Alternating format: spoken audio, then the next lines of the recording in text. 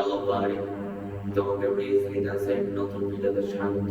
তুমি যেহেতু ভিডিওটা অন করেছো, দ্যাট মিন্স তোমার পড়াশোনায় মন বসছে না। তুমি সারাদিন মোবাইল টিপছো কিংবা প্রযুক্তির সাথে অ্যাডাপ্ট করে নিয়েছো নিজেকে, দ্যাটস তুমি পড়াশোনা করতে পারছো না। তুমি ছেলে হও কিংবা মেয়ে হও, পড়াশোনা কিন্তু লাইফে খুবই ইম্পর্টেন্ট। এই ভিডিও দেখার পর আশা করছি তুমি তোমার লাইফে ফুল টু ফুল মোটিভেশন ব্যাক পাবে।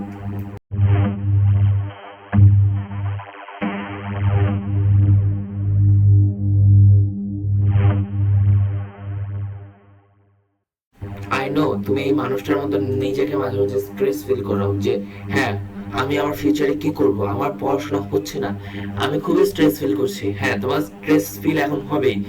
যত পড়াশোনার চাপ বাড়বে তোমার তত স্ট্রেস ফিল হবে। তাই বলে কি ভেঙে পড়া যাবে? বাড়ি, তুমি রেজ উইথ আস এর ভিডিও ছেড়েছো মানে তোমার মধ্যে লাইফের মোটিভেশন কিন্তু প্রচুর। কেন তুমি স্টাডিজ করছো না? তুমি তোমার প্যারেন্টস এর দিকে তাকাও, যারা কিনা দিন রাত কষ্ট করে তোমার পড়ালেখার টাকা জমাচ্ছে। তুমি তাকাও তাদের দিকে, যারা কিনা তোমাকে নিজের সন্তানের মতো করে পড়াচ্ছে। তাকাও তোমার টিচারদের দিকে, যারা কিনা তোমাকে নিজের সন্তানের মতো ভালোবাসতেছে এবং পড়াশোনা করাচ্ছে নিজের সন্তানের মতো। তোমার বাবা মার কষ্ট তুমি যদি বুঝতে, তাহলে বাড়ি তুমি এখনই পড়তে বসো। তুমি তোমার বাবা মার কষ্ট বুঝো, আমিও জানি। তোমাকে পড়তে বসতেই হবে। তোমাকে অবশ্যই অবশ্যই পড়তে বসতে হবে। পড়তে না বসলে তুমি লাইফে কিছু করতে পারবে না। ট্রাস্ট মি, যারা পড়াশোনা করেছে তারাই কিন্তু অনেক বড় হয়েছে। হ্যাঁ, অনেক তুমি বলতে পারো যে বড় বড় মানুষগুলো তো স্কুলে পড়াশোনা করেনি, কিন্তু তারা কিন্তু বইয়ে পড়াশোনা করেছে। তো তুমি কিন্তু এখানে লজিক দিতে পারবে না যে আইনস্টাইন কিংবা এরকম জাতীয় মানুষরা বা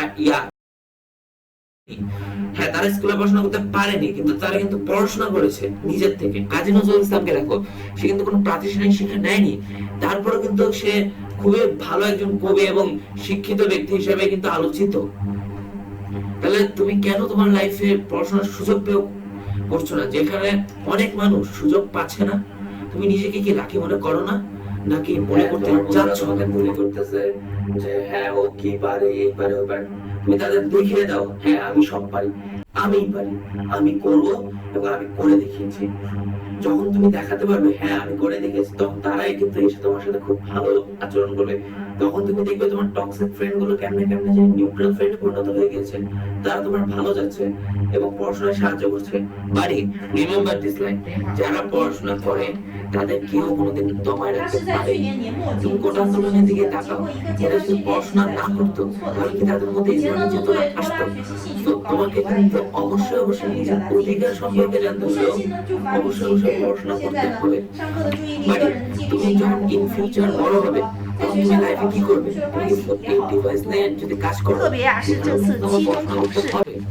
তো তোমাকে পড়াশোনা করতে হলে বেসটা তোমার ভালো করে তৈরি করতে হবে। তোমার বেস যদি ভালো না থাকে, তাহলে তুমি কিন্তু ইংলিশ বা এই জাতীয় জিনিসগুলো কিন্তু ভালোভাবে বুঝবে না। তো আজকে থেকে স্টাডিজ শুরু করো। তোমার ফ্যামিলির মেম্বারদের অ্যাটলিস্ট সুখী করতে হলেও তোমাকে কাজ করতেই হবে, পড়াশোনা করতেই হবে। তুমি পারবে বাড়ি, you can do it. If you can't, you are a loser, such a loser, such a loser. শোনো, আজকে থেকে নিজের নতুন রুটিন বানাও। প্রতিদিন ভোর 6টায় উঠো। 6টায় উঠে আধা ঘন্টা দৌড়াদৌড়ি করো বা এক্সারসাইজ করো। এক্সারসাইজ না করা সম্ভব হলে বাসায় বসে কিছু সামান্য ওয়ার্কআউট করো, যেমন পুশ আপ বা সিট আপ। তো তোমাকে নিজেকে ফিজিক্যালি এবং মেন্টালি স্ট্রং রাখতে হবে। স্টাডিজ করো, এরপর আধা ঘন্টা 1 ঘন্টা। এতক্ষণ স্টাডিজ করার পর স্কুলে চলে যাও। স্কুলে গিয়ে নিজেকে দেখো, নতুন নিজে খুঁজে পাও কিনা। যদি খুঁজে না পাও, তাহলে আরো কাজ করো, নিজেকে আরো নতুন ভাবে তৈরি করো। মনে করো আগের বারের চেষ্টাটা ভালো ছিল না, আরো ভালো করে চেষ্টা করো। চেষ্টা মানুষকে কোথায় নিয়ে যায় সেটা তুমি রবার্ট ব্রুসের কাহিনী করে জানবে, কিন্তু এটি কখনো তোমার রিয়েল লাইফে যদি তুমি রিলেট করতে চাও, তোমাকে কিন্তু অবশ্যই অবশ্যই ওয়ার্ক হার্ড করতে হবে। তাই বলছি, নতুন করে শ্বাস নাও, আরেকটি নতুন দিনের জন্য শুরু করে দাও। ইউ ক্যান ডু ইট বাড়ি, ইউ ক্যান ডু ইট।